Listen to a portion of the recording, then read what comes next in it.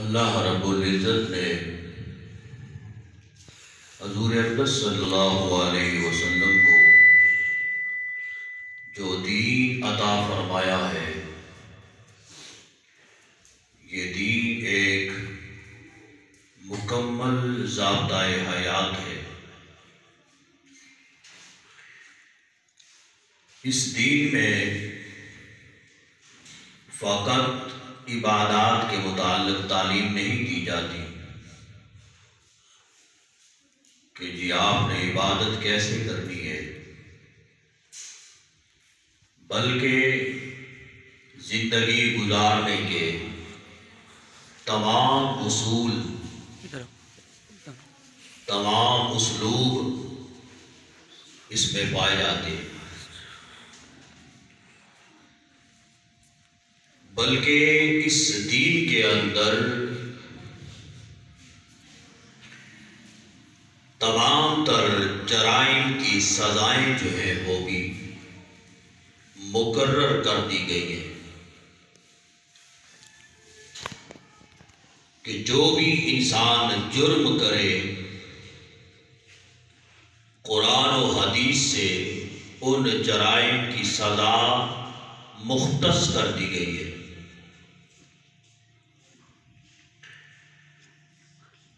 لیکن بدقسمتی کی بات ہے کہ آج کل مغرب جو ہے وہ باقاعدہ اس کاوش میں ہے، اس کوشش میں ہے، اور اپنی تمام تر توانائیاں اس بات میں صرف کر رہا ہے کہ پاکستان میں فقط دین جو ہے یہ مساجد تک ہی محدود رہ جانا چاہیے۔ ریاست کے معاملات، حکومتی جو معاملات ہیں وہ یا عدالتی جو نظام ہے، اور اس کے علاوہ معاشی اور معاشرتی معاملات جو ہیں اس میں دین کا کوئی عمل دخل نہیں ہونا چاہیے۔ مغرب جو ہے وہ اس بات کی کوشش میں ہے، لیکن افسوس کی بات ہے کہ ہماری حکومتیں وہ پورا تعاون مغرب کے ساتھ کر رہی ہے، یعنی انہیں اس بات کا احساس نہیں ہے، اس بات کی خبر نہیں ہے کہ یہ ملک جو ہے یہ تو اسلام کے نام پہ بنایا گیا ہے، اسلام کے نام پہ حاصل کیا گیا ہے،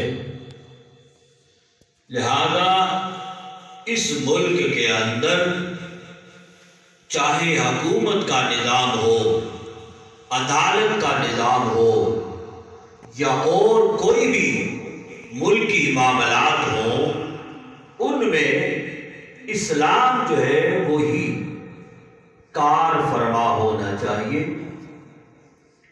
اسلام کے معاملات جو ہیں وہ بھی اس میں شامل ہونے چاہیے۔ بدقسمتی کی بات ہے کہ یہ اسلام کے نظام کو یہاں پہ رائج کرنے کے حق میں تو ہرگز نہیں ہے، لیکن اگر کوئی ایسی بات آتی بھی ہے تو اس کو درگزر کر دیا جاتا ہے محض اس وجہ سے کہ یہ اسلامی نظام ہے۔ اب یہ پھر اسلامی ملک پھر کاہے کا ہوا؟ آپ دیکھتے ہیں کہ ہمارے عدالتی نظام میں انگریز کا وہی فرسودہ نظام جو چلا آ رہا ہے شروع سے، وہی رائج ہے آج تک۔ اس میں ذرا برابر بھی اسلامی سزاؤں کا کوئی عمل دخل نہیں ہے۔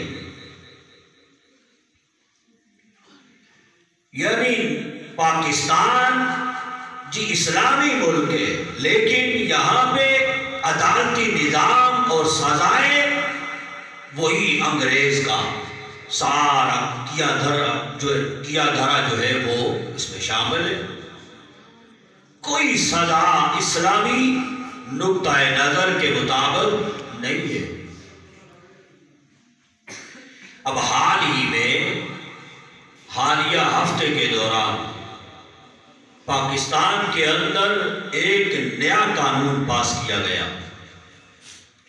یہاں پہ بڑے ہی افسوس کی بات ایک یہ ہے کہ ہماری حکومت جو ہے وہ اسلامی نظام جو ہے وہ رائج کرنا تو کجا، یہاں پہ جو بھی قانون جو ہے اس میں رد و بدل جو کیا جاتا ہے وہ بھی اسلام سے اس کا دور دور کا تعلق نہیں ہوتا۔ جو بھی قوانین میں ترامیم کی جاتی ہے اس میں اسلام کا کوئی تعلق نہیں ہوتا۔ حال ہی میں جو نئے قانون میں ترمیم کی گئی وہ ترمیم کیا ہے؟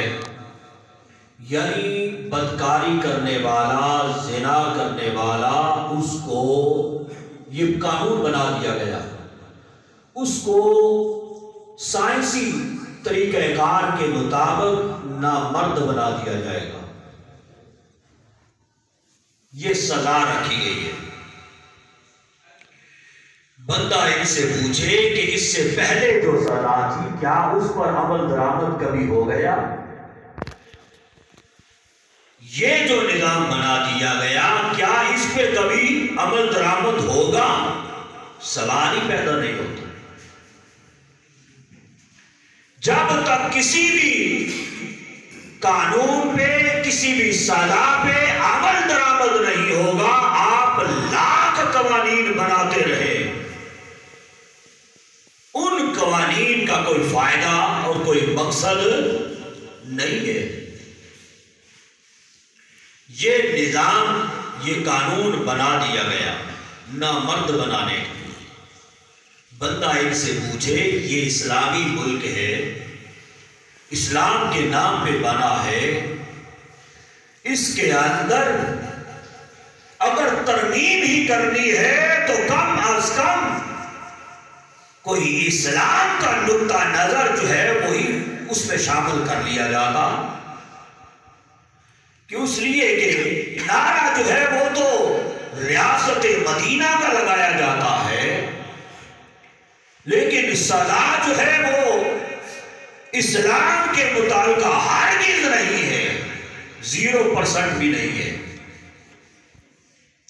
اب نیا قانون جو بنایا جا رہا ہے اس میں ترمیم جو کی جا رہی ہے، کم از کم ہم بھی سمجھیں کہ یہ ریاست مدینہ پہ عمل درآمد شروع ہو گیا، کہ جو اسلام ہمیں سزائیں بتا رہا ہے اس پر کم از کم ایک بار عمل درآمد کر کے تو دیکھو۔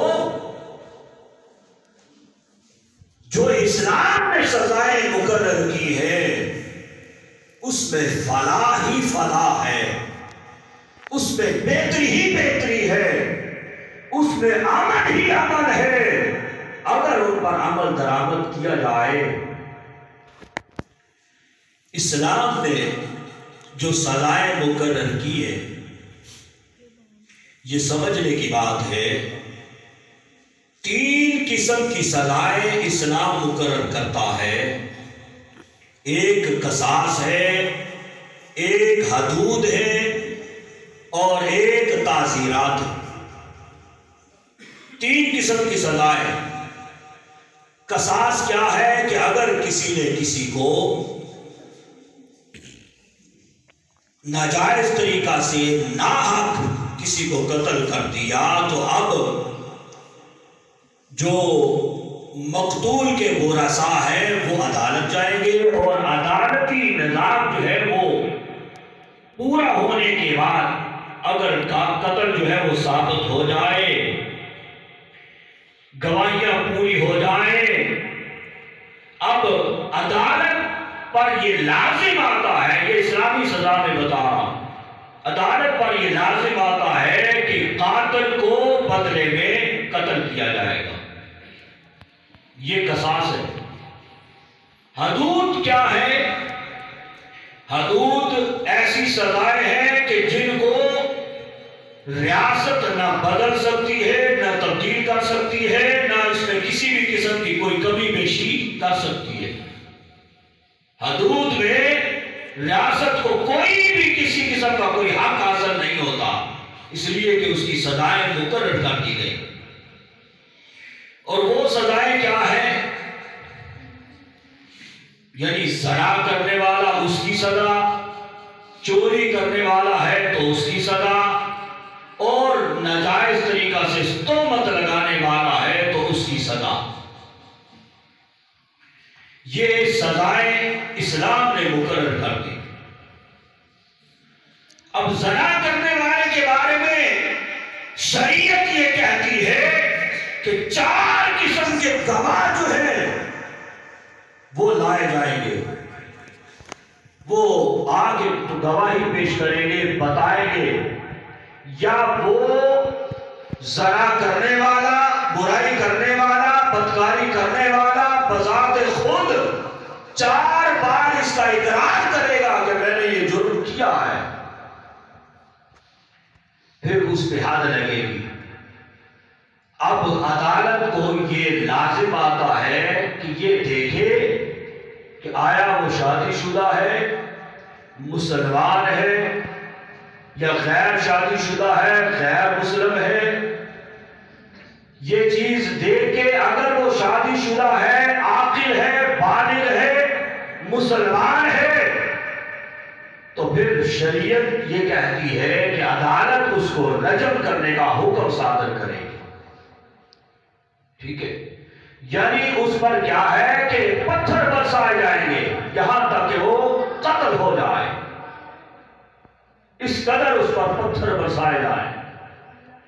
اور اگر وہ غیر عاقل بالغ ہے، غیر شادی شدہ ہے، نامسلم ہے، تو پھر شریعت یہ کہتی ہے کہ عدالت اس پر اگر گواہیاں پوریاں ہو جائیں، 4 گواہ اس پر ہو جائیں، تو پھر عدالت اس پر 100 کوڑے برسانے کا حکم صادر کرے گی۔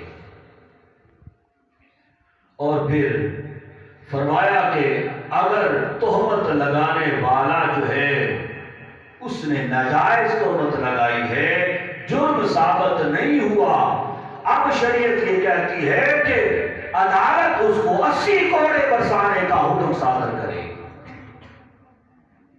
اور پھر چوری کی سزا ہے۔ چوری میں کیا ہے کہ کم از کم 10 درہم کی چوری، اس سے زائد جتنی بھی ہو جائے، اور اس کا وہ حقیقی مالک ہو اس مال کا، اس کو کوئی چرا لے تو وہ چور ہے۔ فرمایا کہ اس کا دایاں ہاتھ جو ہے وہ کاٹنے کا شریعت حکم دیتی ہے، اور اس میں کچھ شرائط ہے، تفصیل ہے اس میں۔ البتہ یہ سزائیں جو ہے یہ شریعت نے مقرر کر دی، ان سزاؤں میں کسی بھی قسم کی کوئی ترمیم، کوئی کمی بیشی نہیں کی جا سکتی۔ لیکن افسوس کی بات ہے ہمارے ملک میں شروع سے لے کر انگریز کا فرسودہ نظام چلا رہا ہے عدالت میں، اور اگر اس میں ترمیم بھی کی جاتی ہے تو وہ بھی اسلامی نقطہ نظر کے مطابق نہیں کی جاتی۔ اب یہ کوئی یار کو ہے وہ بات کرنے والی کہ جی جو جرم کرے گا، جو زنا کرے گا، بدکاری کرے گا، اس کو سائنسی طریقہ کار کے مطابق نامرد بنا دیا جائے، ہے وہ بات کرنے والی؟ بھائی اگر اس میں ترمیم کرنی ہے تو اسلامی نقطہ نظر کے مطابق کرو نا، پھر بھی ہو۔ اور اگر ترمیم جو ہے اسلامی نقطہ نظر کے مطابق ہوگی، پھر کہا جائے گا کہ یہ اسلامی ملک ہے اور اس میں ریاست مدینہ کا قانون جو ہے وہ بنایا جا رہا ہے۔ لیکن افسوس کی بات ہے کہ یہ سزائیں اسلام نے مقرر کر دی، لیکن اس پر عمل درآمد ہرگز نہیں ہے۔ اور جو عدالتی نظام انگریز کا فرسودہ شروع سے چلا آ رہا ہے اس پر بھی عمل درآمد نہیں ہے۔ آج تک کتنوں کو جو ہے وہ سزائیں دی گئی، زنا کرنے والوں کو، چوری چکاری کرنے والوں کو، ڈاکہ ڈالنے والوں کو، کتنوں کو سزائیں دی گئی ہیں۔ اگر یہ نظام اسلام کا جو ہے یہ رائج کر دیا جائے، لوگ کہا کرتے ہیں کہ اسلامی نظام اگر ہو جائے تو پھر لوگ تو جو ہے وہ سر عام سامنے نظر آئیں گے، ہاتھ کٹے ہوئے نظر آئیں گے، جی وہ چور جا رہا ہے۔ جہاں پہ جس ملک میں اسلامی نظام ہے وہاں پہ کبھی آپ نے ایسا دیکھا ہے؟ کئی ممالک میں اسلامی نظام ہے نا، وہاں پہ اگر آپ جاتے ہیں تو وہاں پہ اگر آپ نے دیکھا ہو کسی کا ہاتھ کٹا ہوا ہے، کوئی کچھ ہے، وہ جی اسلامی سزاؤں کی وجہ سے ایسے ہے، ایسا ہرگز نہیں ہے۔ جہاں پہ اسلامی نظام رائج ہو جاتا ہے پھر جرائم کا بھی خاتمہ ہو جاتا ہے۔ جب پتہ چلتا ہے کہ جی میں جرم کروں گا تو پھر زنا کا ارتکاب ہوگا، شادی شدہ ہے تو پھر رجم کیا جائے گا، غیر شادی شدہ ہے تو 100 کوڑے پڑیں گے۔ جب ایسے مجرم کو یہ پتہ چل جائے گا کہ یہ اسلامی نظام ہے اور اسلامی سزاؤں کا باقاعدہ جو ہے وہ عمل درآمد ہے، تو پھر ہر بندہ 100 بار سوچے گا کوئی بھی جرم کرنے سے پہلے۔ لیکن افسوس کی بات ہے یہاں پہ نہ اسلامی نظام جو ہے وہ رائج ہو سکا، نہ ہی اپنے عدالتی نظام پر یہ عمل درآمد کروا سکے، اپنے نظام پر بھی عمل درآمد نہیں ہو سکا۔ حضور اقدس صلی اللہ علیہ وسلم کے زمانے میں ایک شخص آیا حضور کی بارگاہ میں، شادی شدہ تھا، اس نے زنا کر لیا، بدکاری کر لی، آ کے حضور کی بارگاہ میں خود اعتراف کرنے لگا، یا رسول اللہ مجھ سے یہ جرم ہو گیا۔ حضور نے پھر پوچھا 4 بار اس نے اس بات کی گواہی دی کہ یا رسول اللہ مجھ سے یہ جرم ہوا ہے اور اب میں تائب ہوتا ہوں اللہ کی بارگاہ میں۔ حضور اقدس صلی اللہ علیہ وسلم نے اس کو رجم کرنے کا حکم صادر فرمایا، اور جب رجم ہو رہا تھا حضور اقدس صلی اللہ علیہ وسلم نے فرمایا اے صحابہ اس نے ایسی توبہ کی ہے کہ اگر بہت بڑی جماعت میں اس کی توبہ جو ہے وہ ڈال دی جائے تو ساری جماعت والے اللہ تبارک و تعالیٰ ان کو معاف کر دے، ساری جماعت کو اللہ معاف کر دے۔ ایسی توبہ کی ہے، پکی اور سچی توبہ کی ہے۔ تو ظاہر سی بات ہے جس کو یہ پتہ چلے گا رجم کیا جاؤں گا تو اللہ کی بارگاہ میں وہ ایسے تو نہیں رہے گا، توبہ طائب ہوگا، اور اس کے بعد جرم کا تو کوئی نام و نشان نہیں ہے، وہ ایسے دنیا سے جائے گا جیسے ماں کے پیٹ سے آج پیدا ہوا ہے، ایسے جائے گا۔ اور حضور اقدس صلی اللہ علیہ وسلم فرمانے لگے جب رجم ہو گیا، اس کا قتل ہو گیا، حضور اقدس صلی اللہ علیہ وسلم فرمانے لگے کہ یہ بندہ جو ہے یہ آپ جنت میں چہل قدمی کر رہا ہے، جنت میں چہل قدمی کر رہا ہے۔ فرمایا کہ اب نہر میں، جنت کی نہر میں غوطہ زن ہے یہ بندہ جو ہے۔ تو یہ اسلامی سزاؤں کا نفاذ اگر یہ اسلامی ملک پاکستان میں رائج کر دیا جائے، یقیناً بالیقین ہر قسم کے جرم کا خاتمہ خود ہی ہو جائے گا۔ وَمَا عَلَيْنَا إِلَّا